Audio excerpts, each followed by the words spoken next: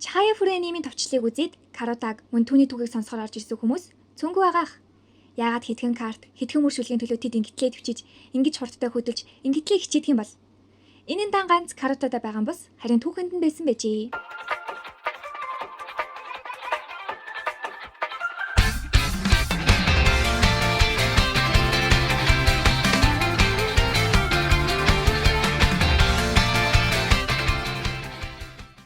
Хякуны нишүү буюу 100 яруу найрагчийн 100 шүлэг гэдэг ойлголт нь анхнаасаа ном, тоглоом болыг гэсэн зорилготой байгаагүй байна.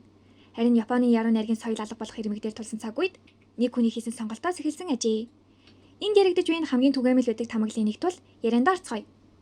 13 дугаар зууны их үе Япон орон улс төрийн хувьд асар том өөрчлөлтийн дунд байлаа. Кёотогийн язгууртны ордон хааны орчин төвлөрдөг байсан соёлын ноёрхол суларч, самурай давхарга Камакура засгийн эрхийг атгаж эхэлсэн үе. Энэ шилжилтийн явцад хамгийн түрүүнд үн цэний алдаж эхэлсэн зүйл бол яруу найраг, тэр дундаа вака шүлэг байв. Вака нь богино хэмжээний яруу үгээр дүрслэл сэтгэл мэдрэмжийг илэрхийлдэг Японы шүлгийн хэм маяг юм. Өмнө нь шүлэг бичгийн язгууртны амьдралын салшгүй хэсэг улс төр ёс заншны хэл байлаа. Харин энэ үед элд, цэрэг, хууль дамгаалж шүлэг ажмаар хуучны зүйл болж эхэлсэн юм. Энэ цаг үед Фуживара no Тейка амьдарч байв. Тэр бол зүгээр нэг яруу найрагч биш. Харин хэдэн үеэрээ шүлгээр амьдарч ирсэн Фуживара авгийн удам сонгодог вакагийн амьд архив байсан хүн. Тейка нэгэн зүйлийг тодорхой ойлгосон байдаг. Хэрвээ шүлгийг зөвхөн ордны хүрээнд гар бичмлүүдийн дунд үлдээвэл удахгүй мартагдана.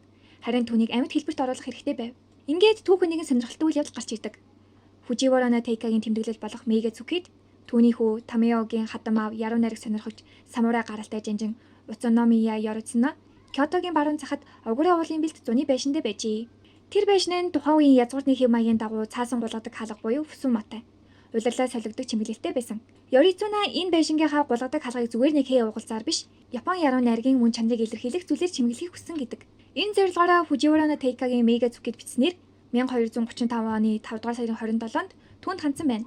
Тейка төгсөн хүсэлт нь тодорхой ажээ. Японы вака шүлгийг төлөөлөх шүлгүүдийг сонгож өг. Түүнийг хаалган дээр бичиж.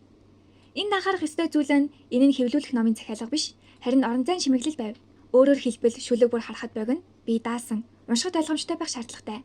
Мөн хаалган дээр байрлах учраас хит олон нэг хүний бүтээл байж болохгүй. Ийм нөхцөлд Тейка нэгэн чухал шийдвэр гаргасан. Тэр олон мянган шүлгээс хамгийн санийг нь сонгоогүй.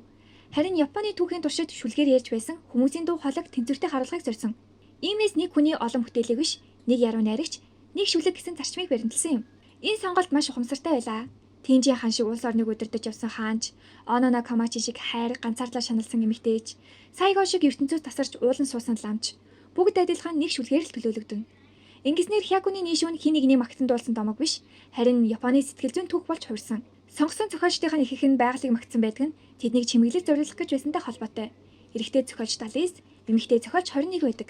Огур агуулгын байшин төлөвлөгдсөн эдгээр шүлгүүд улирал солигдох бүрд зочин бүрийн нүдэнд тусч, уншигдаж ам дамжиж яригцаар байв. Шүлэг намын хуудаснаас гарч орон зайд амьдарч эхэлсэн гэсэн үг юм. Үүнээс хойш хүмүүс эдгээр шүлгийг Огурагийн 100 шүлэг гэж нэрлэх болж, хожим нь Огура Хякуны нишүү хэмээх нэр тогтжээ. Цаг хугацаа өнгөрөхөд энэ цуглуулга гар бичмлэлээр хулбарлагдаж, дараа нь хэвлэгдэж, эдэ уяас эхлэн хүмүүс үүнийг цээжлэх, тоглоом болгох хэлбэр шилжүүлсэн. Ингэж л өнөөдрийн бидний мэдих өрсөлдөөнд карута үссэн юм. Гэхдээ суурин тоглоом биш, харин хаалган дээр үлгсэн, мартагдахаас аварсан 100 дуу хоолой байв. Тиймээс Хякуны нишүү бол санамсаргүй түүгэр биш. Энэ бол нэгэн яруу найрагчийн энэ соёл мартагдаж болохгүй гэсэн айдсаас төрсэн маш хувийн, маш ухамсартай бүтээл юм. Харин Чхая фүрэ аним бол тэр айдсыг орчин үеийн хэлээр дахин амилуулж буй хэлбэр гэж болно. Энэ аним 2011 онд дэлгэцнээ цацагдахад Японд карута тоглох нь 2 дахин нэмэгдсэн гэдэг бол сүүлд 2024 онд гарсан Dear Radiance киноны тусламжтай дахин хүмүүс карутаг сонирхож эхэлжээ. Өрсөлдөөнд карутанд 2 төрлийн карт ашигладаг. Ямифута буюу уншигчийн карт өгөөд шүлгийн бүрэн ихийг агуулсан карт. Уншигч тодорхой дараалалгүйгээр шүлгийг авч чангаар уншдаг. Торифута буюу авах карт.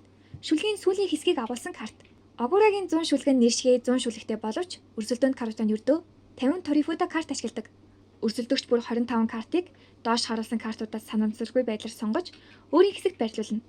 Картуудыг сонгохдоо дуртай картуудаа сонгож болохгүй ч харин картуудыг хүснээрээ байрлуулж болно. Гэтэ өрсөлдөгчийнхөө талаас карт авахдаа санамсаргүйгээр өөрийн талын картанд хүрвэл алдаа гэж үздэг тул өрсөлдөгч хоорондын картуудаа зайтай байлгах нь чухал байдаг. Картуудыг байрлуулж дууссаны дараа танд 15 минут өгөх бөгөөд өөрийн болон өрсөлдөгчийнхөө талуудын байрлалыг аль болох их цээжлэх ёстой. Оршил дуу буюу эрхлэлийн шүлэг явагдсны дараа тэмцээн эхэлж, уншигч зөвхөн эхний үеийг уншдаг тул тоглогч харгалзах 2 дахь үеийг олох ёстой. Түүнчлэн бүх 100 шүлгийг уншдаг тул тэдгээрийн 50 нь тэмцээний талбайд байдаггүй хоосон карт юм. Зөв картандаа хүрээгүй байсан ч хүрээд нураасан талд тань Зөв карт нь байвал зөв картаа авсан гэж тооцоно.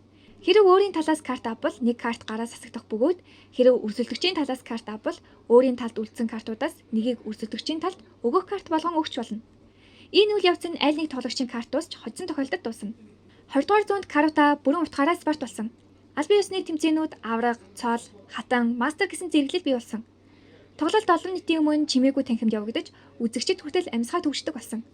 Чахаа фүрөөдөх аврагын тоглолтууд ялангуяа хатны тулаанууд энэ уур амьсгалыг бараг баримтат кино шиг харуулдаг. Гэхдээ энд нэг сонирхолтой зүйл бий. Карата спорт болсон ч шүлэг бүхээгүй. Харин эсэргээрээ илүү гүн шингэсэн. Чахаа фүрөөд чахаа ялж эхлэх тусам шүлгийн утгыг ойлгож эхэлдэг. Энэ бол түүхэн давтамж. Эхлээд хүмүүс хурдан татагдсан. Дараа нь энэ мөрийг хэн бичсэн бол гэж эргэж харсан. Ингээд бодоход карата бол соёлыг устгасан спорт биш, харин соёлыг амьд байлгахын тулд спорт болсон хэлбэр юм. Хэрвээ Хякуны Нишү зүгээр л ном хэвээр үлдсэн бол өнөөдөр хэдэн хүн унших байсан бэ? Харин карата бол түүнийг хөдөлгөөнд оруулж залуу үед дамжуулж чадсан. Чахаа фүрүү анимч үүнийг маш нэрийн ойлгосон бүтээл. Тийм учраас энэ аним зүгээр нэг спортын түүх биш.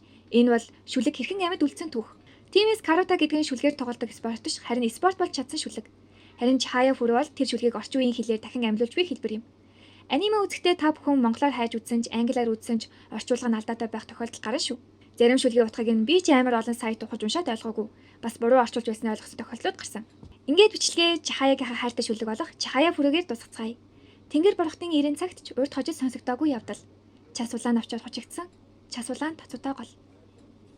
Бас нэрээ иймэрхүү мэдлэгийн шин чанартай бичлэгүүд хийвэл та нарт таалагдахаар байна уу? Хэлээрээ. Баяртай.